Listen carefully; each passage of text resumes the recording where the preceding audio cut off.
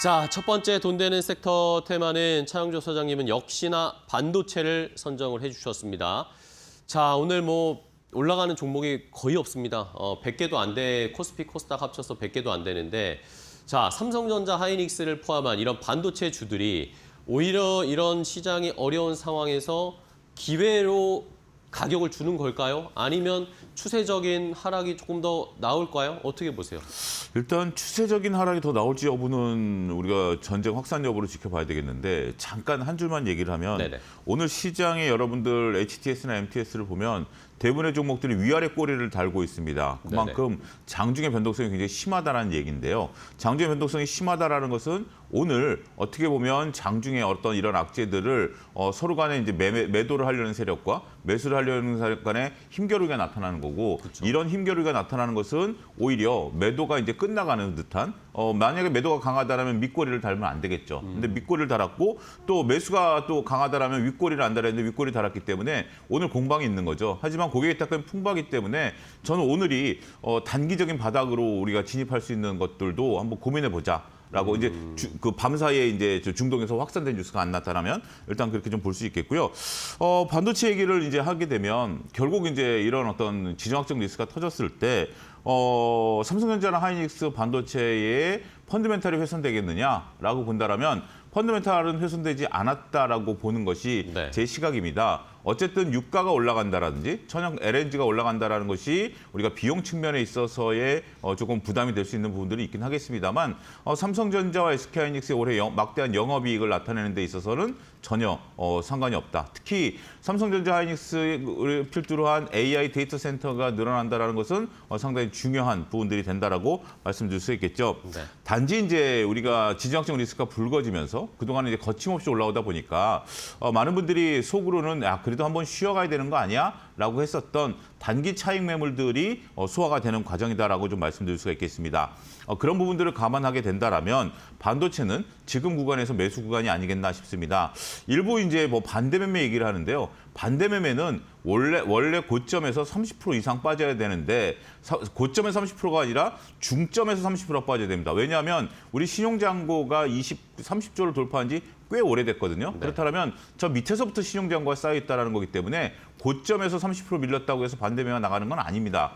그렇기 때문에 반대매매를 걱정한다라기보다는 물론 이제 우려감이 있으니까 매도를 하는 것들이 있겠고 신용을 좀 줄이려고 하는 움직임들이 있긴 하겠죠. 하지만 반대매매라는 용어를 지금 상태에서 너무 섣불리 쓴다라는 것도 우리가 경계해야 되는 부분들이다라고 말씀드릴 수가 있겠습니다.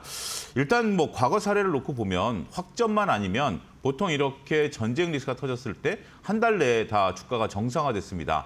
특히 삼성전자와 하이닉스가 주간 단위로 매출과 영업이익이 증가하고 있는 부분들을 놓고 보면 시장은 한 달 내에 안정화를 찾지만 반도체는 더 빠르게 안정화를 찾을 가능성도 배제할 수 없기 때문에 지금은 오히려 좋은 주식을 저점에서 분할 매수 관점에서 접근할 수 있는 좋은 기회가 아니겠나 이렇게 말씀드릴 수가 있겠습니다. 네, 알겠습니다.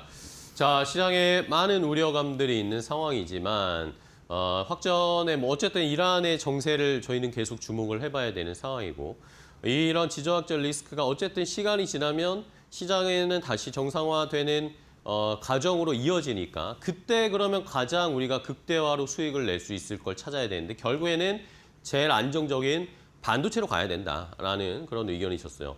자, 좋습니다. 그러면 종목들을 좀 몇 개 체크를 해볼게요. 어떤 종목 지금 유망하게 좀 보실까요? 일단 하이닉스 좀 봐야 되겠죠. 지금 이제 88만 7천 원 이렇게 나오고 있는데요. 현재 구간 내에서는 충분히 매수가 가능한 구간인 것 같습니다.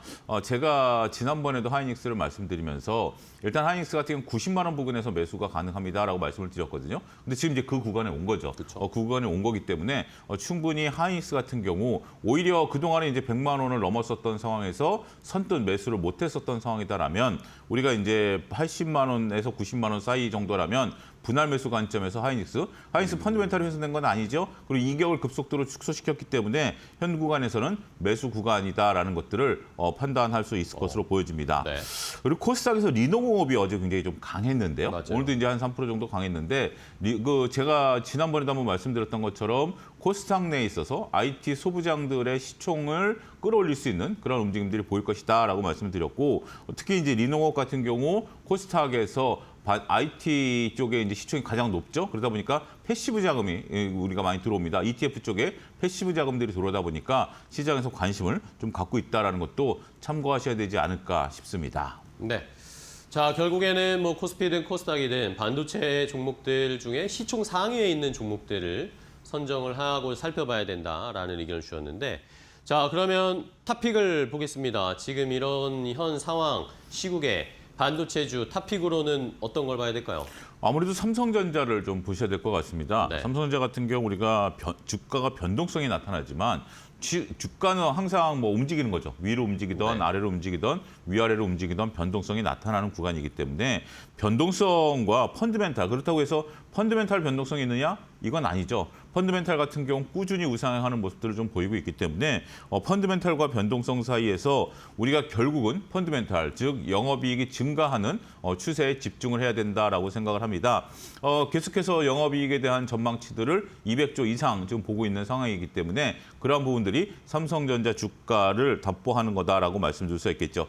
결국 우리가 영업이익을 믿지 못한다라면 주식을 하는 근간이 사라지는 거니까 네네. 그 부분을 좀 봐야 되겠고, 지금 현재 18만 원 정도에서 이제 움직이고 있습니다. 현 부근에서 충분히 매수가 가능하다라고 생각을 하고 있고요. 이것은 우리가 20만 원 대비해서 대략 한 10% 정도 조정을 받은 거죠. 물론 뭐 그 정도 조정을 받은 거기 때문에 견실한 조정을 좀 받은 구간이다라고 좀 말씀드릴 수 있겠습니다.